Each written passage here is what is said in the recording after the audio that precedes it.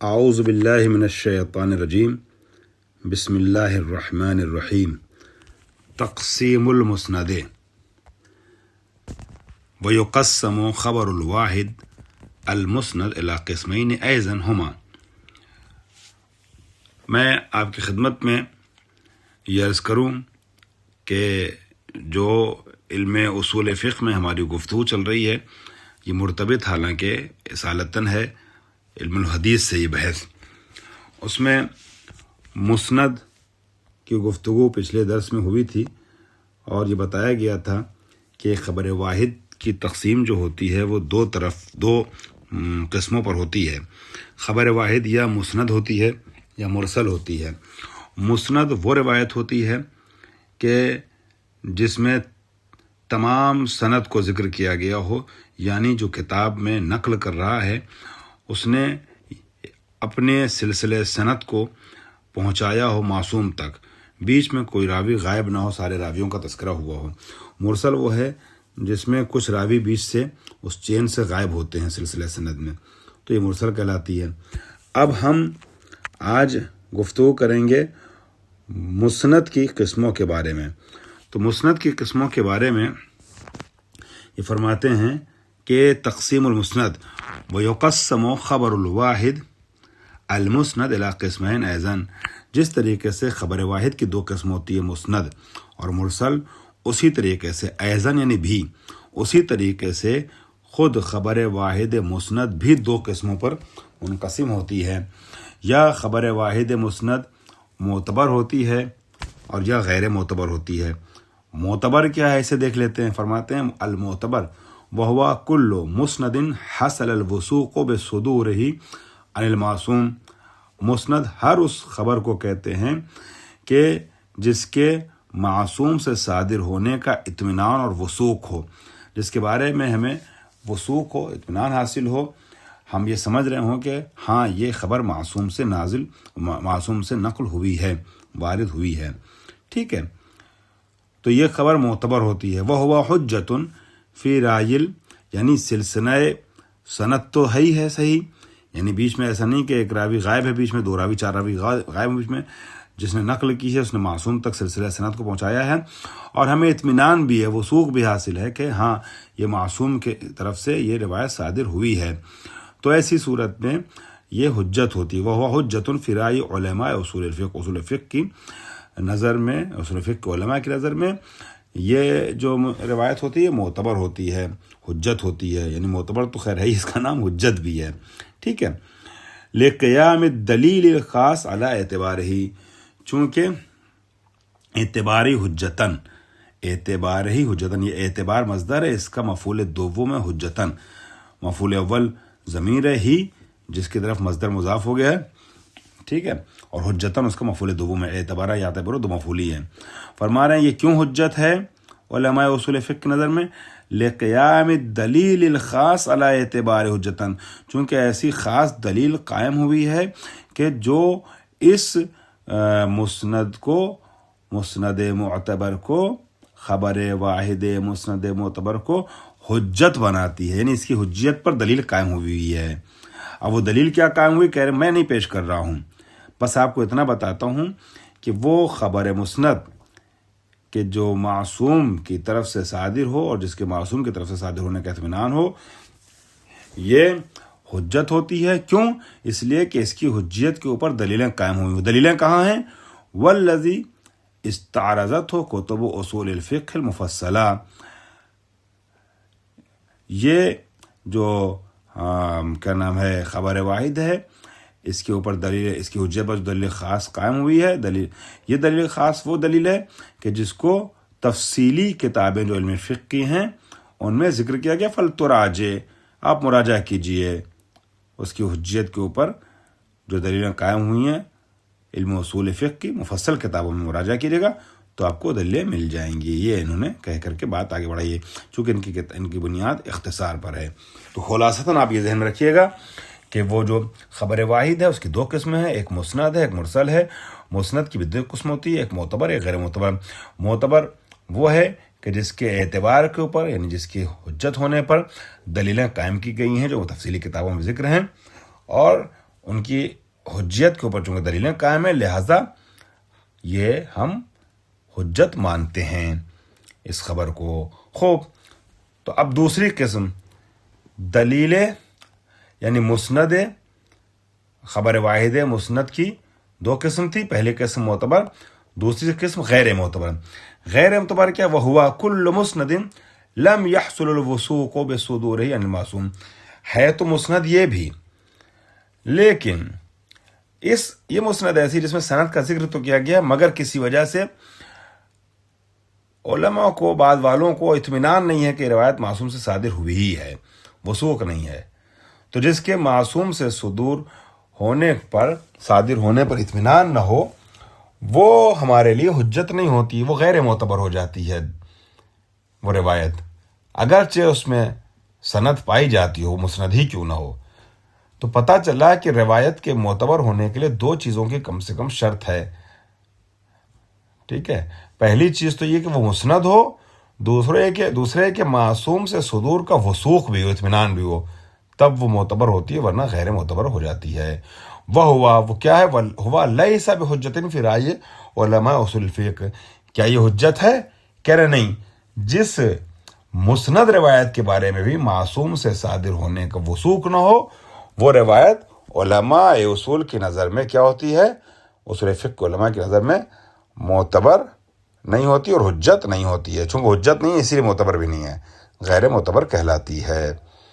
اس درس کا دوسرا حصہ ابھی آپ کی خدمت میں پیش کرتا ہوں۔ تقسیم المعتبر، فرما رہے ہیں کہ وَيُقَسَّمُ الْمُعْتَبَرُ إِلَىٰ مَا يَلِي، خود جو معتبر ہے نا اس کی بھی دو قسمیں ہوتی ہیں۔ آپ نے دیکھا مسند، پہلی بات تو خبر واحد ایسے تقسیم شروع ہوتی ہے، خبر چین بنائیے گا، درخت بنائیے گا، ٹری بنائیے گا۔ خبر کی الگ الگ قسمیں ہیں، خبر واحد ہے، خبر غیر واحد ہے، ٹھیک ہے؟ اور انہوں نے خبر واحد کے بارے میں بتایا ہے کہ مسند ہے یا مرسل ہے۔ اب جو مسند ہے اس کے بارے میں بتایا یا معتبر ہے یا غیر معتبر ہے۔ اب فرما رہے ہیں آج کے درس میں، اس درس میں اور اس حصے میں درس کے، کہ یقسم المعتبر، یعنی یقسم الخبر الواحد المسند المعتبر الی ما یلی، آنے والی دو قسموں پر تقسیم ہوتی ہے، ٹھیک ہے؟ جو نیچے آ رہی ہے، جو ذکر کی جائے ما یلی، یلی یعنی آنے والی، بعد میں جو نیچے دو خبریں جو قسمیں آ رہی ہیں، ان قسموں پر مشتمل ہوتی ہے، تقسیم ہوتی ہے خبر معتبر۔ وہ کیا کیا؟ یا صحیح ہے یا موثق ہے، پھر آگے بتائیں گے ضعیف بھی ہے، یا صحیح ہے یا معتبر ہے یا حسن ہے یا ضعیف ہے، چار حصوں میں انہوں نے تقسیم کیا ہے۔ تو سب سے پہلے ہم صحیح اور موثق کو پڑھ لیتے ہیں۔ خوب، صحیح کیا ہے؟ وہ ما کان، یعنی خبر واحد مسند معتبر صحیح، وہ ما کان جمیع رواته من عدول الشیعہ الاثنا عشریہ، جس کے راوی عدول ہوں شیعہ اثنا عشری کے، سارے کے سارے راوی امامیہ ہوں، شیعہ اثنا عشری ہوں، امامیہ شیعہ اثنا عشری یعنی امامیہ ہوں، ٹھیک ہے؟ اور سب کے سب عدول ہوں۔ عدول عادل کی جمع ہے، جیسے شہود شاہد کی جمع ہوتی ہے، قعود قائد کی جمع ہوتی ہے، جلوس جالس کی جمع ہوتی ہے فعول کے وزن پہ، ویسے ہی عادل کی جمع ہے عدول، سب کے سب عادل ہوں سارے راوی، ٹھیک ہے؟ شیعہ ہوں اور عادل ہوں، اور ہم عادل کے لیے وہ عادل کا لفظ جو ہے اثنا عشری شیعی کے لیے استعمال بھی کرتے ہیں ہم لوگ، تو عدول ہونا چاہیے۔ خوب، وہ حجت فی رأی علماء اصول الفقہ، یہ صحیح جو روایت ہے یہ علماء اصول فقہ کے لیے، علماء اصول فقہ کا ہے، اکثر علماء فقہ نہیں کہا ہے، جہاں سارے علماء کا اتفاق ہو وہاں اکثر یا بعض کا لفظ نہیں رکھتے ہیں۔ وہ حجت فی رأی علماء اصول الفقہ، یعنی خبر واحد صحیح جو ہے نا، خبر واحد صحیح یہ حجت ہے علماء اصول کے نزدیک، صحیح گویا صحیح روایت کو سب علماء قبول کرتے ہیں. معذرت. الموثق، دوسری قسم خبر معتبر کی کیا موثق ہے. وہ کیا ہے؟ وہو ما کان جمیع رواته من ثقات المسلمین. یہاں الامامیہ، ثقات الامامیہ یا ثقات الاثنا عشریہ یا ثقات الشیعہ نہیں کہا ہے، بتایا من ثقات المسلمین. موثق جس میں تمام کے تمام راوی مسلمان ہوں، ضروری نہیں شیعہ ہوں، مسلمان ہوں اور ثقہ ہوں.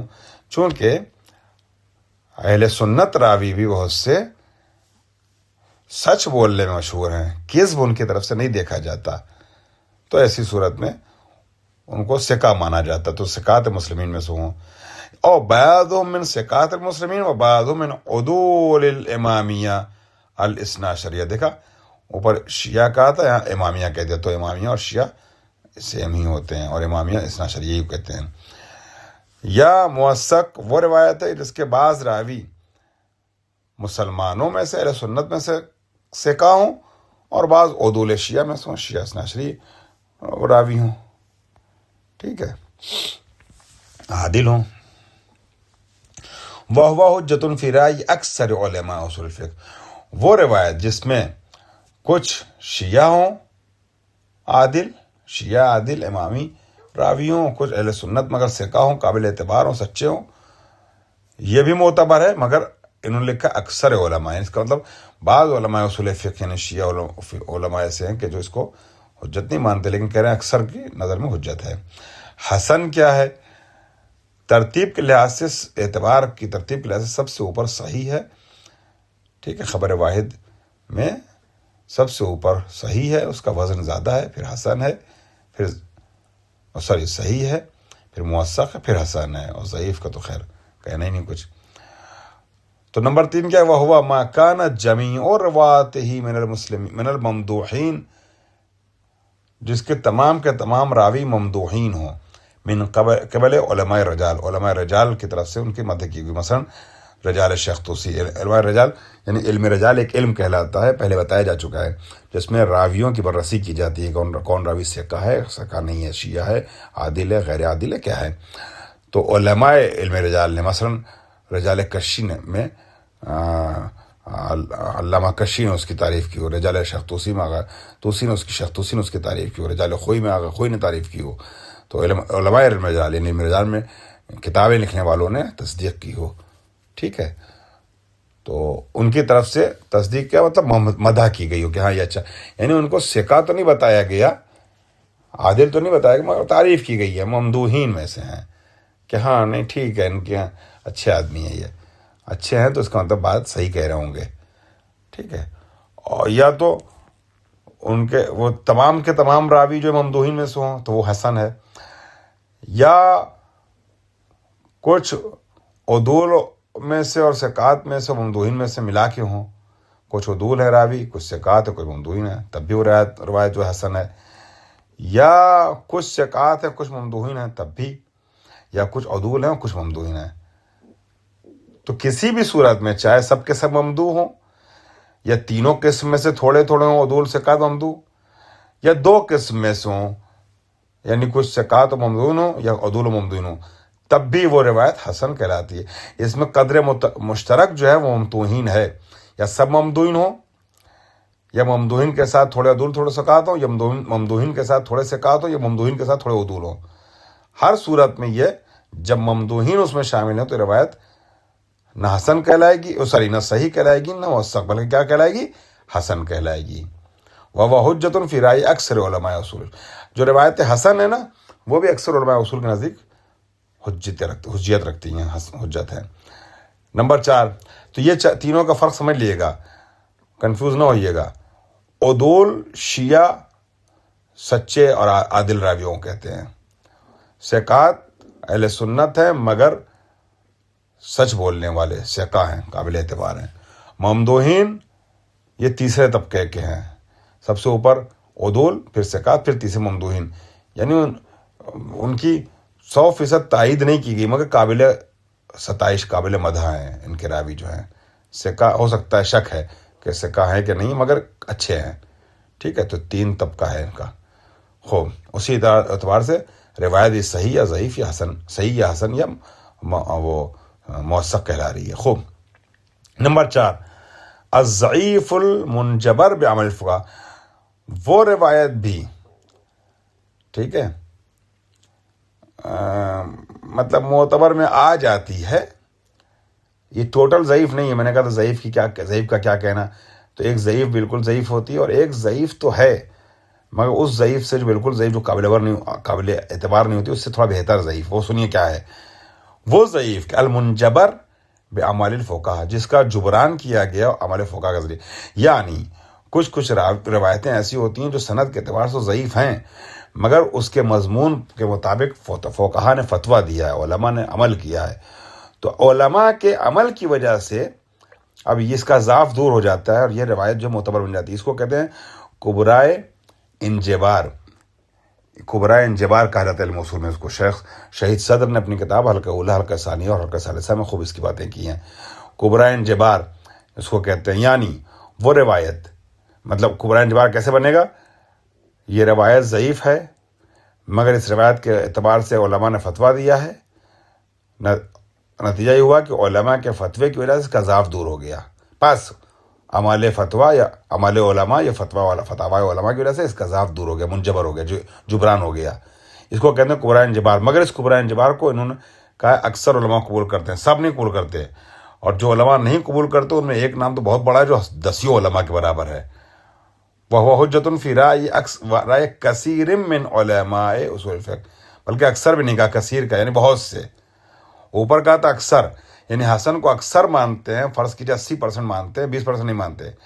کثیر مطلب بہت زیادہ مانتے ہیں، ٹھیک ہے، بہت زیادہ تعداد، مطلب اتنا نہیں کہ قریب بے اتفاق ہو. یعنی ایک بڑی تعداد ایسی ہے لوگوں کی بھی جو نہیں مانتی اس کو. ان میں آغا خوئی ہیں. آغا خوئی کبرائے انجبار کے قائل نہیں ہو، کہتے نہیں ہاں ہم کیوں کیا نام ہے ضعیف روایت کو اعتبار سے فتویٰ دے دیں. اگر کسی فقیہ نے دیا ہوگا تو دیا ہو فتویٰ، ہو جانے. ہماری نظر میں یہ روایت ضعیف ہے، اس روایت کے علاوہ ہمیں کوئی روایت نظر نہیں آتی ہے. تو جن لوگوں نے اس روایت کو دیکھتے ہوئے اس کے اعتبار سے فتویٰ دیا، انہوں نے غلط دیا، تو ہم کیوں غلط کام کریں؟ یہ جرأت آغا خوئی کیا تھی. وہ کہتے نہیں، ہمارے لیے ضعیف روایت معتبر نہیں ہو، کبرائے انجبار کے قائل نہیں آئے آغا خوئی. وہ آخر دعوانا